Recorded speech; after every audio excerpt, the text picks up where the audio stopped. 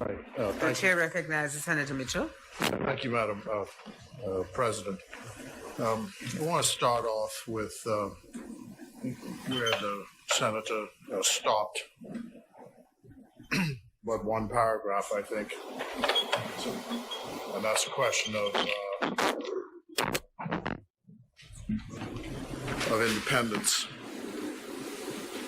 I wanted to say, obviously, happy independence to all Bahamians. I just finished a video note for a gathering in Bermuda tonight for the Bahamians who will be marking the anniversary up there. There's some 30 Bahamians. I think the association is headed by a former member of the House, Mr. Ron Pinder, who is working there in Bermuda. And I wish them a good celebration tonight. I should have been, would have been, had been, but for 1 year since 1998, celebrating with the people of Exuma for independence. And in several other forums, I have indicated my displeasure and disagreement with the fact that the public ceremony for independence has been canceled. I do not agree that a virtual celebration is sufficient for the celebration of independence. And I listened to the rationale, and this has to do with some of the separations that we have between the government and ourselves on the issue of these regulations and these powers which are being exercised under this current regime. I listened to the rationale. The rationale was COVID-19, and the rationale presumably is you're going to have large crowds in close quarters. But I saw juxtaposed to that, the same time this rationale was being advanced, I saw that the Royal Bahamas Police Force had a full passing out ceremony at the police college, complete with tents and people and an honor guard. And I don't begrudge them their passing out, but if I viewed the tape sufficiently, there was probably an absence of the masks that the senator was just talking about. But this happened 1 week ago, 10 days ago, if not more than that, certainly not more than that. And I think the people deserve their graduation, and that's fine, so I'm not criticizing that. But what I'm saying is, if it were possible for the police to do that, it's certainly possible for the government. And I could design a ceremony for you. The cabinet certainly could gather in Rawson Square and do some kind of public ceremony to mark this day. It is that important. That's my view. Well, that's fine, but this is the capital of the country, and the cabinet should, in my view, set the example, and that live function could be broadcast across the country. I do plan to go to Exuma in any event, so I hopefully, Lord spares life, will be there in Exuma tomorrow and join the people of Exuma, as I have for so many years, to just say a happy independence. And this all started for one thing, from one principle, and that is that in Nassau, we appear to treat the rest of the country as out of sight and out of mind. And I always felt that on Independence Day, each member of the cabinet should be tasked to go to one of the 26 centers of the country to lead the independence celebrations and to do the March Past every year. And that, I think, is something that the governments should take on. Secondly, Madam President, I wanted to say something, since there was the fulsome praise by members opposite of their leader and the Prime Minister of the country, who is in this designation of law called the competent authority. And there was fulsome praise about his performance and what great things had been done to protect us and so on and so forth. And then at the same time, they said that we, my words, were lost souls by daring, as the senator said, to be on Criticism Avenue prancing. I did say to him across the table that Criticism Avenue is a 4-lane highway paved by an F&M contractor, and I ride on that asphalt road in a 4-wheel drive that is fully air-conditioned.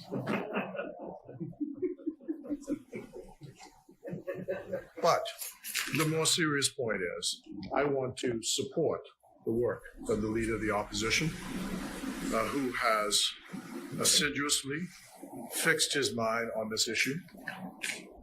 This is not an easy issue to deal with because health is an important issue for the country. And when the government represents to you that decisions that you take will live or die, no one defers from that easily. But I do not want the litmus test to be because you make some public criticism of public policy that suddenly that is unpatriotic or that it is political. And I often take issue with the whole question of people saying, don't make it political. Because to me, when you give that expression, and the Prime Minister did it a couple of times in some of the interventions he made in public, you're in fact making it political.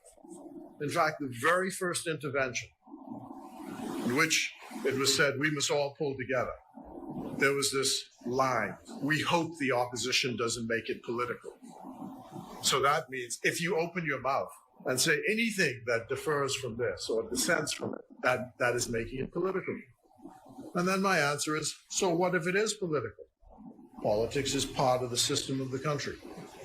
In fact, in the politics we discovered it's a good thing we discovered over the last few days here with the back and forth over these issues, that the Senate doesn't have proper records and how you record the public record of what is here. In fact, the whole thing probably, you can extend it to our House of Assembly. I looked today, Madam President, before we came here, the books. And I keep saying to myself, the people of the Bahamas in the 18th and the 19th century could publish the votes of the House of Assembly. We've got better technology, and we can't seem to record and publish the votes. Can't publish the votes. They're not even online, even with the technology. They're not even online. And the books themselves are in a state of disrepair. Some of them are falling apart downstairs because of the moisture and so on and so forth. And so there's a lot of work that has to be done in this project called Independence. And so that's one of the things that came out of the debate.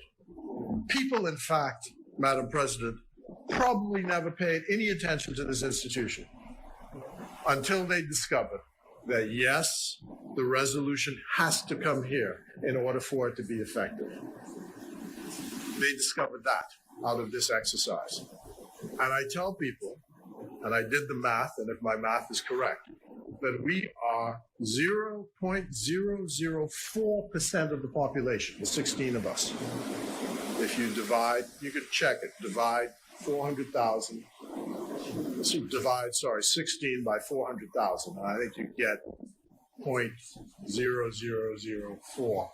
And so we're that percentage of the population, which means that we are rare breeds. You know, only very few people get to be here.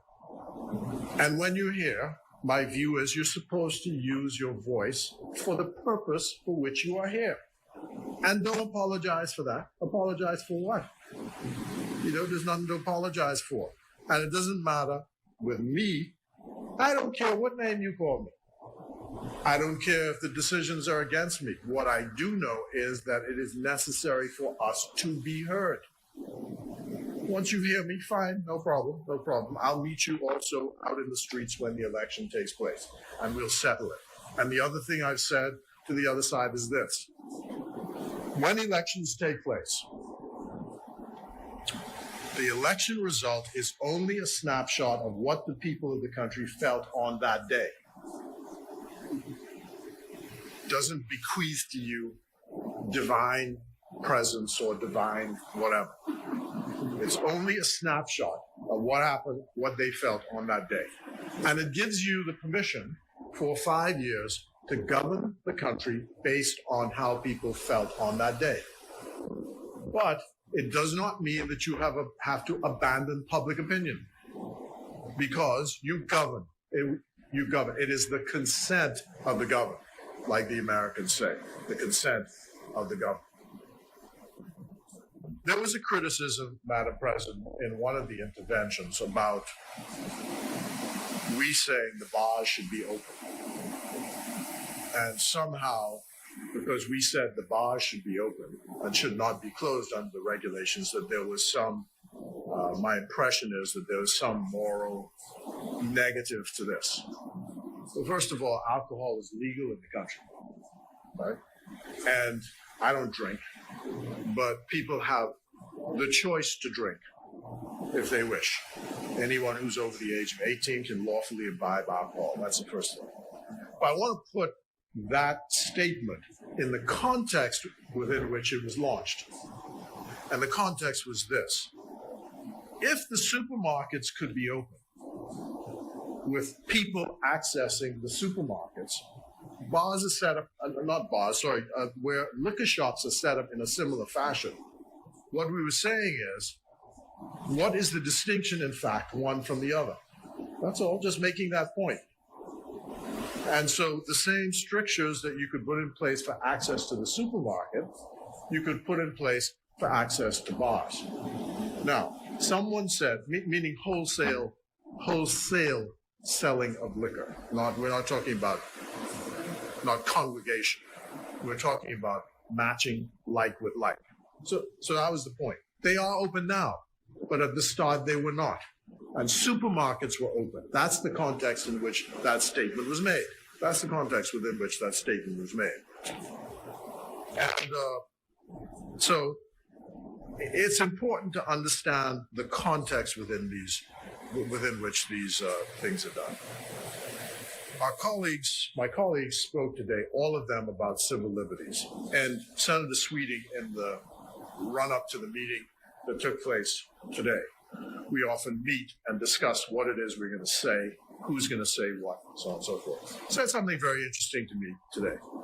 So what he can't understand is, how is it that people are so indifferent, my word, to the fact that their civil liberties have been suspended and seem just to be throwing off any argument about civil liberties.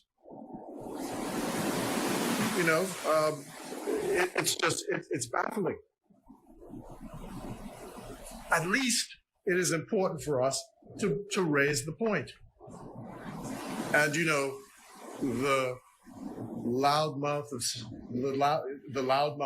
of civil liberties up in the north, not a single peep has been heard. Not a single peep about civil liberties. You know, all this rights and so on and so forth, and not a single word. And so the opposition has to say on behalf of the Bahamian public, are you sure you want to roll these things over like this? Are you sure? Have you calculated and made sure that the equation comes out in the balance that you want? That's the point. And what are we to say when repeatedly in this place, the Attorney General, in response to the interventions made by this side, in part, I suppose, adding to his own sensitivity on the point, said that he would make the necessary representations on the question of how penalties are being applied. That was done. And yet, last week, there's yet another story in the newspaper of a man, I presume a young man, at 4 o'clock in the morning, walking along the street at Paradise Island, 1 hour before the curfew, and he doesn't have a mask on. So the police stop him and ask him, what are you doing?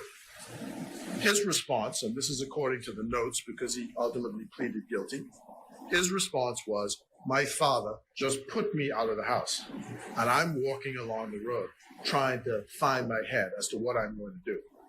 This is an hour before the curfew is up, but they arrest him, and they take him to court that day and charge him for not wearing a mask outside the curfew. The magistrate fines the man $200. And I keep saying, something has got to be wrong with that.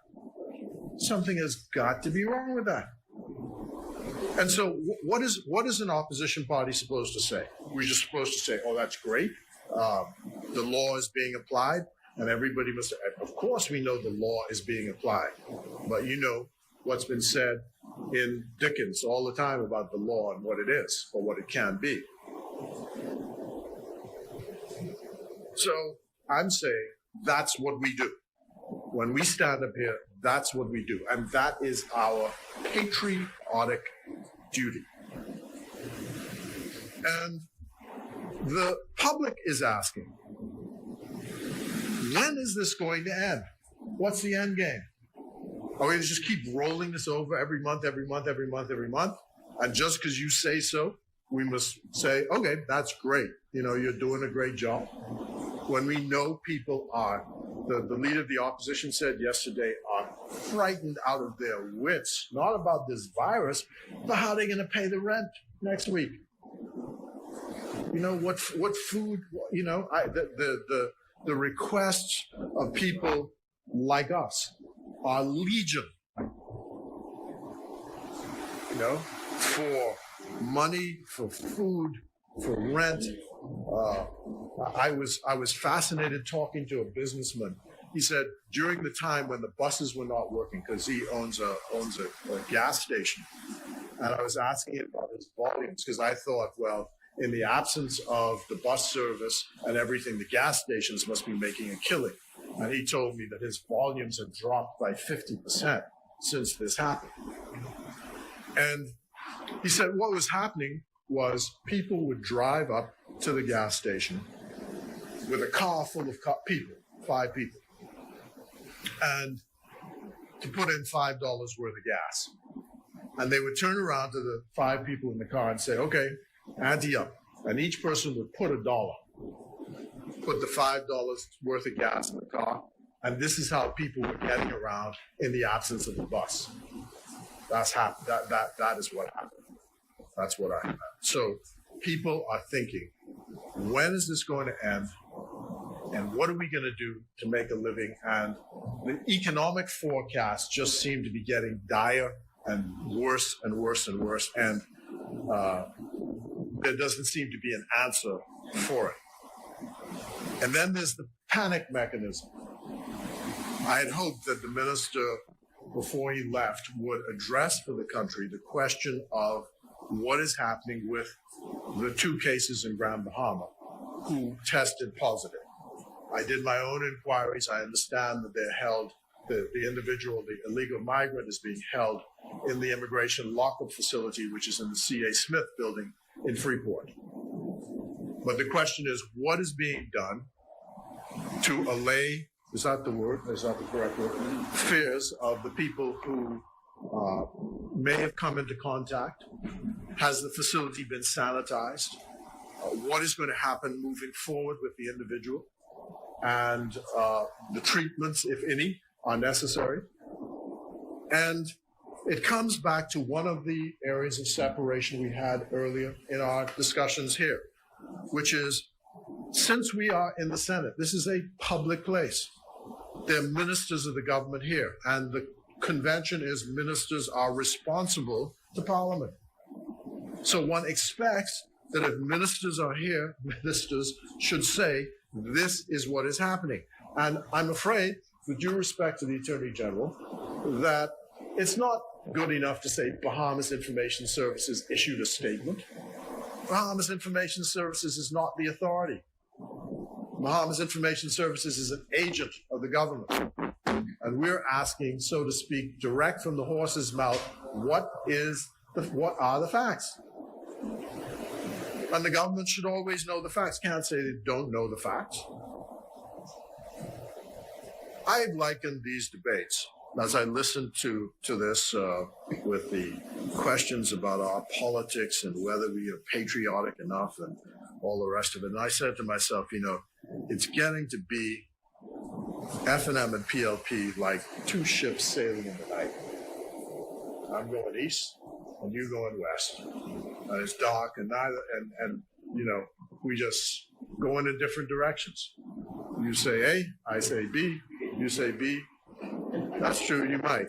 But we have an experienced sailor, and he sails by the North Star, which has served generations and is proven to be unassailable as an agent for sailing. But, when little children, when you're in school, and your friend says something you want to hear, you put your hands in your ear and you say, so you can't hear what they say. You get the impression that's the government's response to us, blah, blah, blah, blah, blah, blah.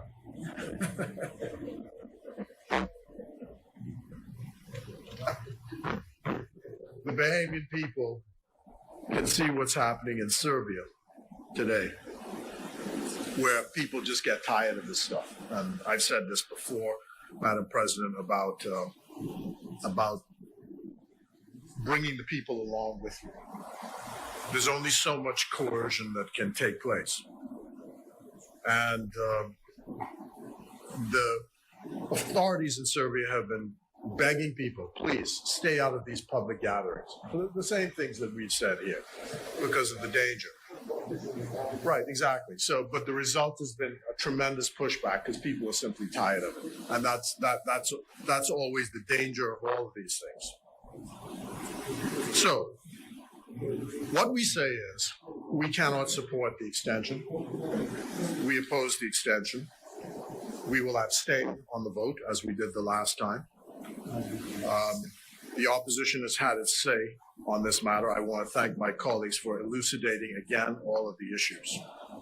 And I think they've said them quite clearly. I told Senator Jo Beth Colby Davis of my pride in the address she made was almost like the old days when I was a journalist in at the Broadcasting Corporation and used to be watching these the founders of our country.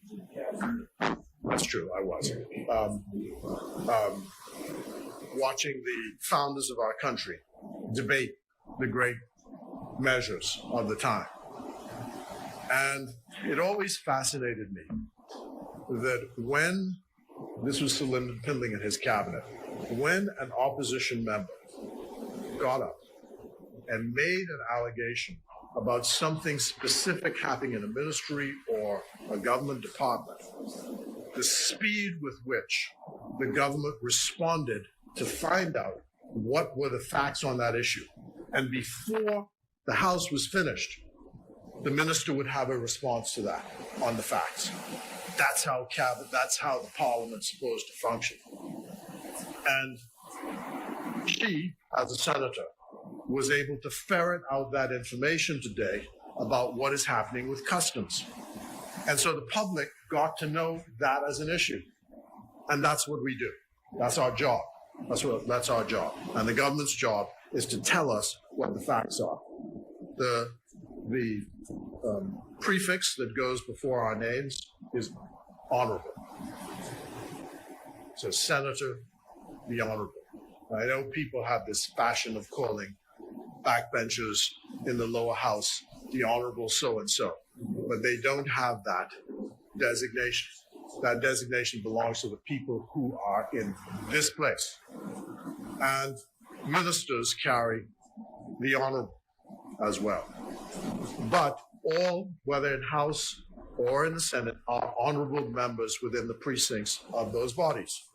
So when someone asserts something, and I hear all the time the question of we must bring proof, prima facie, any senator or member of parliament who asserts something as an honorable person puts his honor on the line. Puts his honor on the line. And that honor can always be rebutted by evidence to the contrary.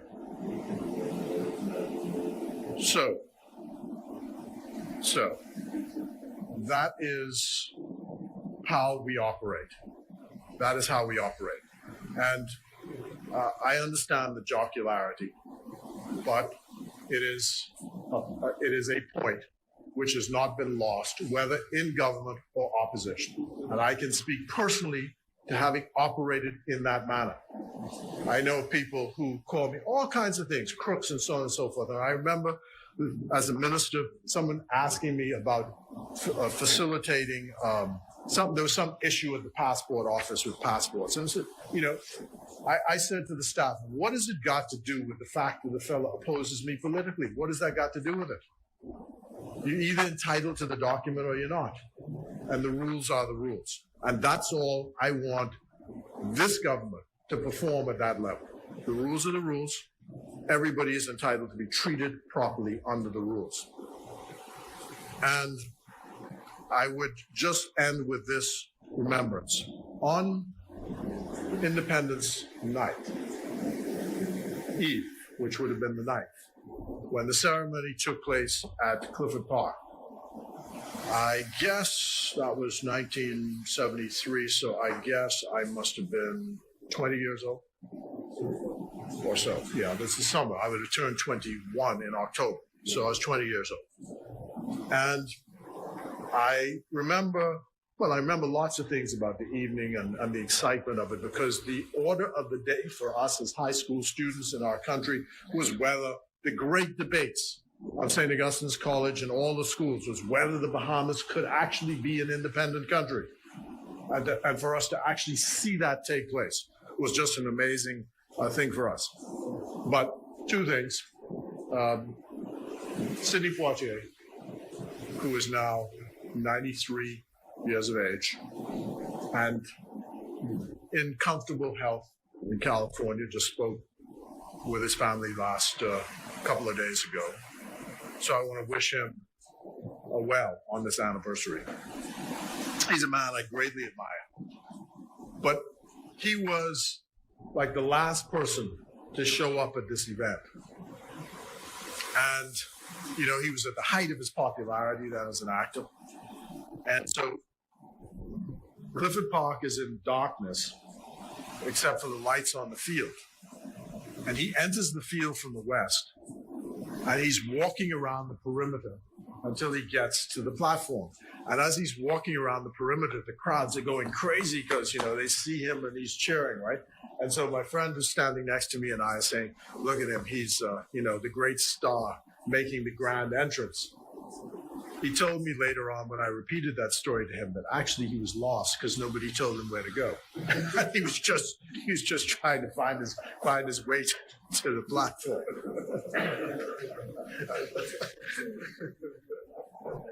But when the flag came down,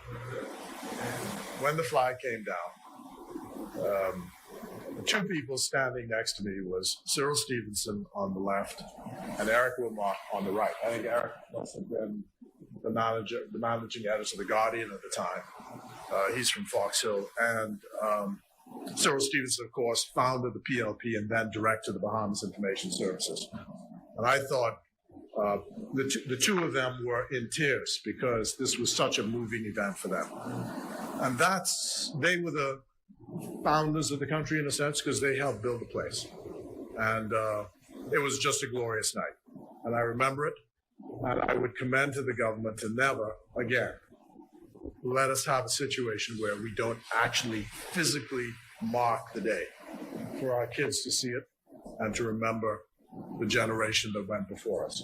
Thank you. Blessings to you all.